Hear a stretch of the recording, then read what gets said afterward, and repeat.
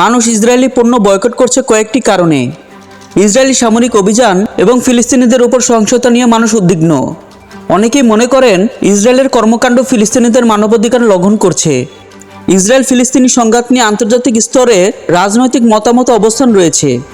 Boycott আন্দোলন এক ধরনের শান্তিপূর্ণ প্রতিবাদ যা রাজনৈতিক পরিবর্তনের আহ্বান জানায়। অনেকেই মনে করেন ইসরায়েলি পণ্য কিনে তারা এক ধরনের অমানবিক কর্মকাণ্ডকে সমর্থন করছেন, তাই নৈতিকতার কারণে তারাও বয়কটের সিদ্ধান্ত নেন। বয়কটের মাধ্যমে ইসরায়েলের উপর অর্থনৈতিক চাপ সৃষ্টি করার চেষ্টা করা হয়, যাতে তাদের নীতিমালা ও কর্মকাণ্ডে পরিবর্তন আনা সম্ভব হয়। এখন জেনে নেওয়া যাক কোনগুলো ইসরায়েলি পণ্য।